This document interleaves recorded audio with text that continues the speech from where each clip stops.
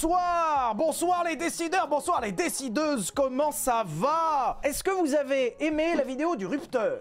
J'ai vu qu'il y avait pas mal de vues, vous aviez l'air content. Il y a quelques anecdotes quand même un peu rigolotes. Alors l'idée, c'était que, un jour que nous étions à la Fabrique Auto, on a toujours des voitures qui servent à faire des tournages à la con. Donc on en récupère plein. Cette Citroën C1, c'est une voiture qui s'est présentée à la Fabrique Auto. Une voiture qui avait un embrayage mort, des roulements de roues morts. C'est une voiture sur laquelle il y avait beaucoup de travail. Comme d'habitude, hein, on ne récupère pas des voitures qui sont physiquement en état de rouler bien. On récupère des voitures qui de toute façon ne peuvent pas reprendre la route. Et la Laguna que vous voyez à droite, c'est effectivement la Laguna du tournage du frein à main. C'est la même. C'est celle qui a servi au frein à main, et s'il manque la face avant, c'est parce qu'il y a vraiment quelqu'un qui a mis des grands coups de frein à main dedans. Je me suis fait défoncer, voilà ce que j'ai. Alors pour votre information, cette voiture a en fait servi à 2 tournages de frein à main, puisqu'il y a un tournage de frein à main qui n'est pas sorti. Il y a le tournage du frein à main avec Arthur et Joseph, et il y a un autre tournage de frein à main qui a été fait avec Tom Villa et Arnaud Ducret qui n'est pas sorti. Et c'est dans ce tournage-là, donc du coup qui n'est pas sorti, que cette voiture a été abîmée. Donc c'est techniquement pour cette voiture son 3e tournage. Mais oui, ça sortira, bien sûr.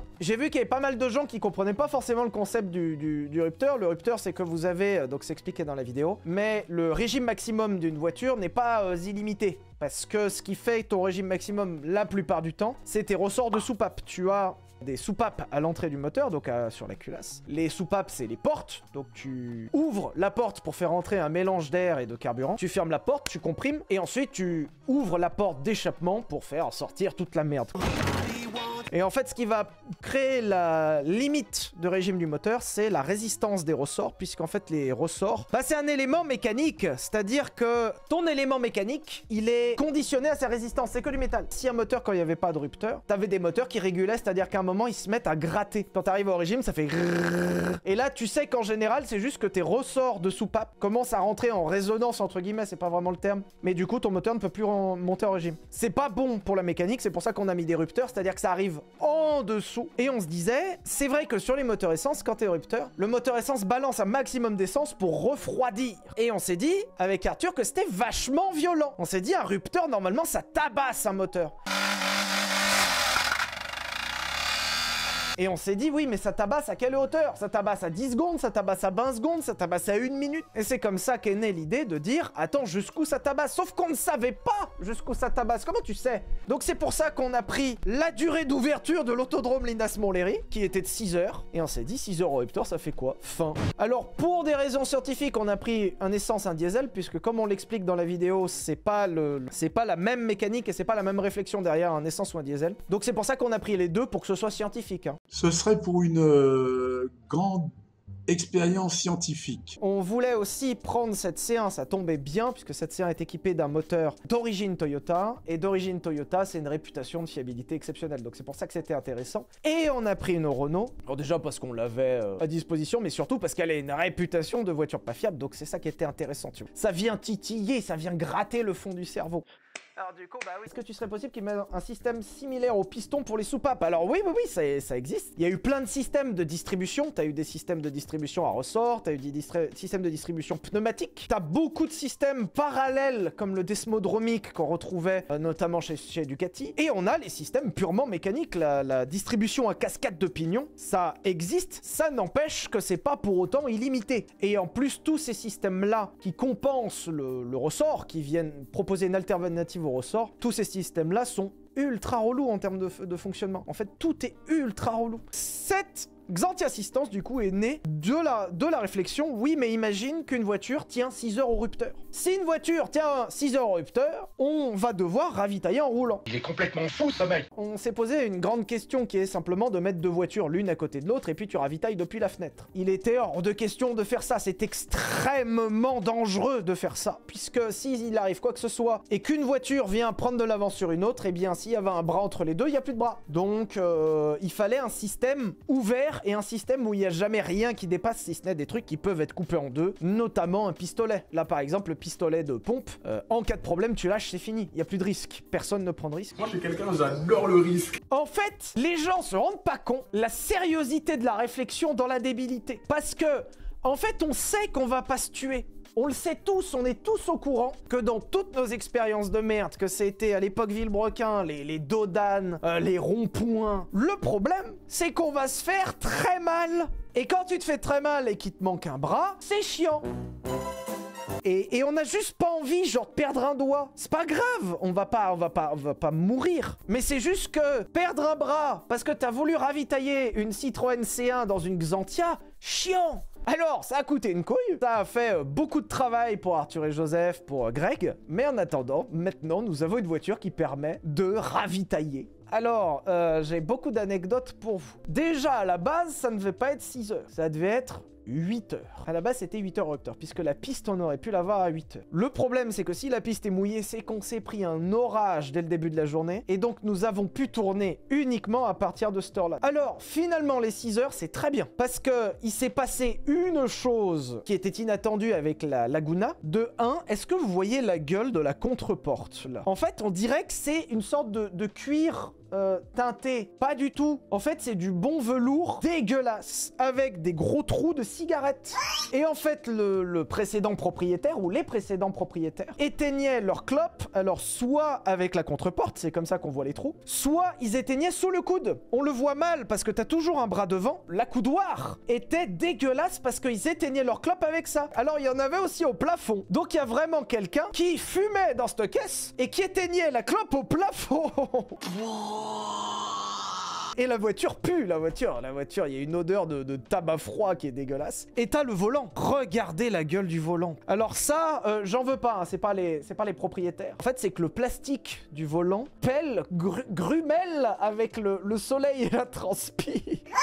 C'est pour ça qu'il y a des gens, des fois, qui disent « Ah ouais, mais la Laguna, elle marche. Je pense qu'on aurait pu la récupérer. » Alors, c'est une voiture qui avait plus de 300 000 km. Et la dernière trace d'entretien, c'était de 245 000. Et en anecdote pour vous, quand on fait des tournages comme ceci, on vidange les voitures avec de l'huile biodégradable. De l'huile moteur biodégradable. Parce que l'idée, on sait jamais, il peut y avoir une merde. Tu peux avoir le carter d'huile qui explose. Ou comme on a eu sur la C1, par exemple, sur la C1, vraiment, le bloc moteur, c'est ouvert. Il y avait un trou dedans. Et si tu mets de l'huile moteur, 1, ça pollue les sols. Et 2, ça reste sur les pistes qui doivent rester praticables pour le circuit. Donc c'est pour ça qu'on a de l'huile biodégradable et nous on intervient beaucoup plus tôt, ce qui fait que c'est nettoyable. Liquide de refroidissement, c'est pareil, on enlève le liquide de refroidissement et on met de l'eau, tout simplement. En fait ça fonctionne sans aucun problème. Et au moins, en cas de problème, tu mets pas du glycol dans les sols, donc c'est mieux. Donc malgré le test qui n'est pas très écologique, je ne dis pas là que je suis quelqu'un d'écologique, c'est vrai qu'on fait rouler des voitures pour rien, entre guillemets. Donc je ne vais pas avoir le toupet ou le culot de vous dire que c'est un test écologique. Malgré tout, on peut prendre en compte des choses qui sont facilement évitables. La C1 était dans un état un peu meilleur. C'est juste que la C1, elle était mécaniquement usée, tu vois. La C1 a beaucoup moins de kilomètres, je crois qu'elle a 170 000, mais putain qu'elle était fatiguée. On pensait vraiment que la Laguna allait céder avant, et en fait, pas du tout. Alors je sais qu'il y a des gens qui nous ont dit, ouais, mais peut-être que comme il y avait le pare-choc devant, la voiture a refroidi vachement mieux. Peut-être, mais on explique aussi dans la vidéo que de toute façon, en fait, la voiture n'injecte que très peu de gasoil. Quand vous êtes à fond de cale en gasoil, la voiture, c'est juste qu'elle injecte peu de gasoil pour ne pas monter plus en régime. Donc finalement, ça correspond à un mi-régime. Donc en fait, la voiture, elle chauffait pas. Alors, c'est un truc où j'ai été un peu déçu. Tu vois, on l'entend un peu en fond. C'est pas particulièrement saisissant le bruit moteur. Et je trouve que dans la C1, c'est pire. Là, Merci. dans la C1, on n'entend pas le rupteur. On ne l'entend pas. Je sais pas pourquoi la caméra, on ne l'entend pas. Le truc, c'est que dans la C1, on avait la tête comme ça. Mais la tête comme un cabanon. Dans la C1, alors, c'est faux à dire parce que dans la Laguna, on entend au final plus le moteur que dans la C1. Quand t'as le... T'as le moteur sur les genoux. C'était un enfer, la C1. Alors oui, dans le banking de l'autodrome Linas Montlhéry, mais dans tous les bankings d'ailleurs, il y a des moments où tu peux tenir sans toucher le volant. Ça fait exprès, ne le faites pas sur la route, t'es pas fait pour. La route n'est pas assez pentue, vous savez. Il y a la scène du rétro qui me flingue de rire. Bonjour, monsieur Schumann. Chef, incroyable. La précision qu'il a eue. Je rappelle que tous les objets qui sont par terre qu'on voit ont été ramassés, ne vous inquiétez pas, on ne laisse pas des objets sur la piste. D'ailleurs, il y a une anecdote où Alors on n'a pas les images parce que la caméra est morte. On a une caméra 360 qui était montée à l'arrière de la Laguna pour avoir des images. Et il y a un moment, à force de faire comme ça, t'as la fixation de la GoPro qui a explosé. Et la GoPro 360 a sauté dans l'herbe. C'est-à-dire que la GoPro 360, elle a sauté donc dans la première partie ici. Là, exactement là. La GoPro 360 est allée sauter dans les hautes herbes ici.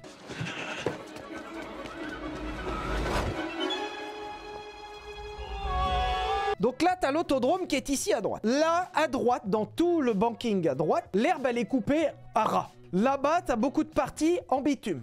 Là, à gauche, qu'on ne voit pas, c'est que du bitume. Il y a que au fond, ici, là, où t'as une petite partie avec des hautes herbes, mais genre hautes herbes jusqu'au bassin. Il a fallu que la GoPro aille tomber pile poil dans les hautes herbes. Elle aurait pas pu tomber ailleurs, cette saloperie de GoPro. Allez trouver une caméra qui fait ça.